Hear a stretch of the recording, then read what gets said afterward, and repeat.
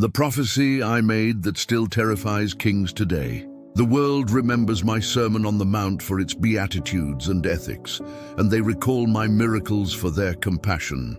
But there is one prophecy, delivered in the quiet hours just before my passion began, that transcends all immediate events and defines the ultimate fate of every human authority, every government, and every king who has ever reigned. The prophecy I made that still terrifies kings today is not a prediction of war or famine. It is the unwavering declaration of a future day when I, the Son of Man, will return in glory to sit upon my sovereign throne and personally judge every nation, separating humanity not by power or wealth, but by the simple, radical measure of how they treated the least of my people. I sat on the Mount of Olives, looking down upon the magnificent temple complex, which I had just prophesied would be utterly destroyed.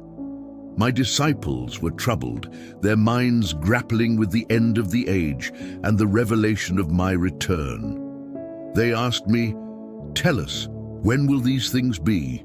And what will be the sign of your coming and of the end of the age?" Matthew 24:3. I detailed the signs of the times, the wars, the rumors of wars, the famines and the earthquakes, the necessary birth pangs of the new age. But the climax of my teaching, the one that holds eternal consequence for the powerful and the privileged, is the judgment of the nations, often called the judgment of the sheep and the goats, Matthew 25:31-46. This prophecy is terrifying to kings because it bypasses all earthly power structures, all political ideologies, and all religious institutions. It declares that there is an ultimate, inescapable court of appeals, and the gavel belongs not to Caesar, but to me, the rejected king. I began the prophecy by painting the scene of my inevitable return in supreme, undeniable authority. When the Son of Man comes in his glory, and all the holy angels with him, then he will sit on the throne of his glory. Matthew 25:31. This declaration shatters every earthly claim to power, every emperor, every president, every dictator who has ever grasped authority. They all do so under the shadow of this single future reality. There is only one throne of ultimate glory, and I will occupy it. The gathering of all nations. I stated that all the nations will be gathered before him. This is not a judgment of only believers. It is a judgment of all the Gentiles, all the nations of the earth, who lived and governed based on their own authority. Kings are terrified by this because it means their treaties, their laws, and their political victories will be completely irrelevant on that day. Their ultimate accountability is not to history, but to their Creator. The shepherd's separation. I described the simple, immediate nature of the judgment. I will separate them one from another, as a shepherd divides his sheep from the goats. This distinction is made by an external, sovereign authority, not by self-proclamation. The sheep, symbolizing the righteous, will be placed on my right hand, and the goats, symbolizing the unrighteous, on my left. The unspoken terror for the rulers of this world is that this judgment will not be conducted based on their religious affiliation, how many temples they built, or their economic success, how large their empire was, but on a criterion they seldom consider. The measure of their reign will be reduced to a single, humble, yet radical demonstration of love. Does the power and authority of this world blind you to the eternal reality of my future judgment? Every decision, every action you take in power will be scrutinized by the King of Glory. If the certainty of my ultimate reign convicts your heart to examine your treatment of others, I invite you to subscribe now. Let us prepare for the King's final audit. The judgment is not based on complex theology, ritualistic obedience, or visible miracles. The criterion I announce is simple, shocking, and profoundly spiritual. Active compassion for the suffering. The king will say to those on his right, the sheep, Come, you blessed of my Father, inherit the kingdom prepared for you from the foundation of the world. For I was hungry, and you gave me food. I was thirsty, and you gave me drink. I was a stranger, and you took me in. I was naked, and you clothed me. I was sick, and you visited me. I was in prison, and you came to me. Matthew 25:34-36. The righteous are confused. They reply, Lord, when did we see you hungry or thirsty or a stranger? And my answer is the core of the prophecy that terrifies all human authority. Assuredly, I say to you, inasmuch as you did it to one of the least of these my brethren, you did it to me. This statement fundamentally redefines the relationship between power and spirituality, the identity of the king. I reveal that I am inextricably identified with the poor, the marginalized, the sick, and the imprisoned. When a king fails to feed the hungry in his land, he is failing to feed the King of Glory. When a nation incarcerates unjustly, they are imprisoning me. The test of true faith.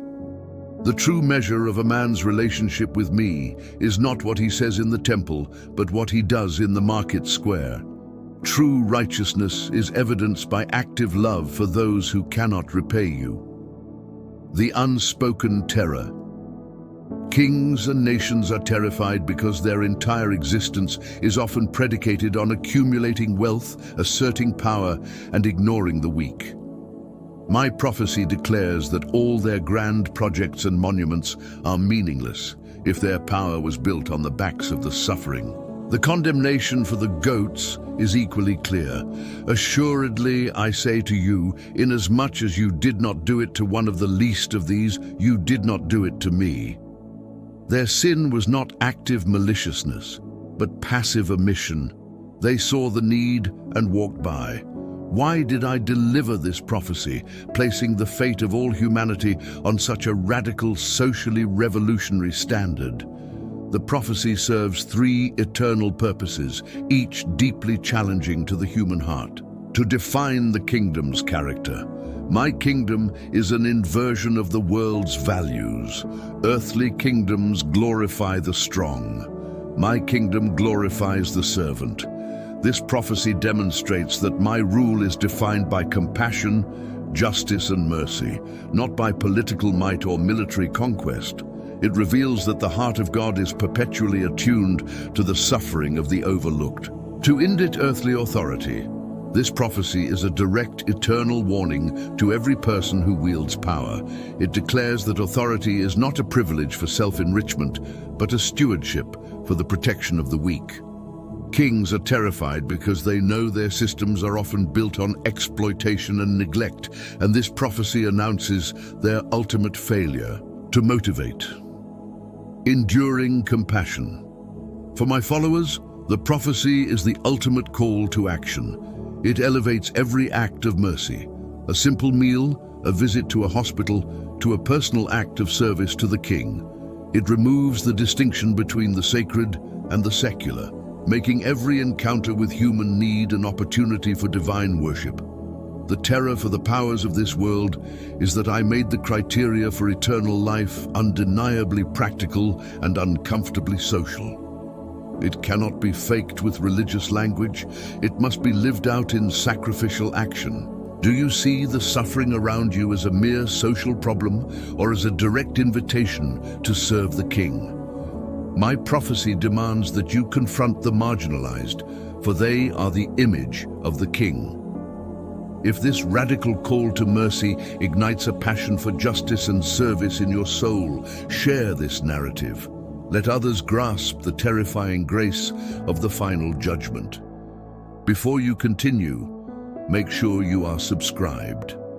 The final chapter details the eternal destinations of the sheep and the goats. The conclusion of the prophecy is delivered with absolute finality, revealing the eternal destiny based on the simple measure of compassion. To the goats, the sentence is announced: "Depart from me, you cursed, into the everlasting fire prepared for the devil and his angels." To the sheep, the invitation is, "Come, you blessed of my Father, inherit the kingdom prepared for you from the foundation of the world." The difference between the two sentences lies in a profound theological truth. The preparation. The kingdom was prepared for you from the foundation of the world. This emphasizes the Father's eternal plan of grace and predestination for the righteous. The sheep's actions of mercy were the evidence of the grace already working in their hearts, not the cause of their salvation. The origin of fire. The everlasting fire was prepared for the devil and his angels. This confirms that eternal punishment was not originally intended for humanity, but for the rebellious spiritual forces. Those who align themselves with a life of selfishness and cruelty align themselves with the kingdom of darkness and thus share its eternal fate. The prophecy terrifies kings and rulers because it exposes the utter inadequacy of their earthly power. Their gold cannot bribe this judge. Their armies cannot overturn this verdict.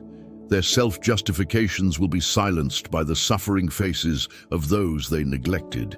The final eternal destiny hinges not on self-promotion, but on self-forgetful love, the very quality that defines the nature of the kingdom. The enduring power of this prophecy is that it simultaneously terrifies the powerful and empowers the powerless. It tells the poor, the sick, and the imprisoned that their suffering is not unnoticed. Their condition is the ultimate thermometer of a nation's soul. My prophecy is not merely a forecast. It is a present reality that defines the mission of my church until my return. Every act of mercy performed by a believer today is a preview of the kingdom to come. Every time a cup of cold water is given in my name, the standards of the eternal throne are being implemented on earth. The message to every person who holds a position of influence, from the monarch on the throne to the manager in the office, is this: your authority is temporary, but your stewardship is eternal. Use your power, your voice, and your resources to serve the least of these.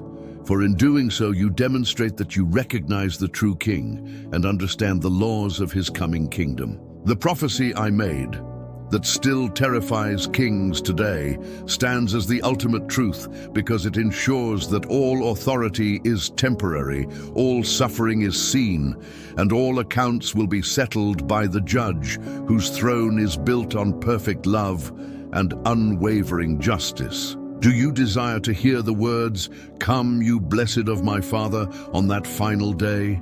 The time to live by the radical measure of my kingdom is now. The prophecy demands a life of active, sacrificial love. Subscribe now and commit to serving the least of these every day, recognizing that every act of mercy is a direct, personal service to me, the King of Glory.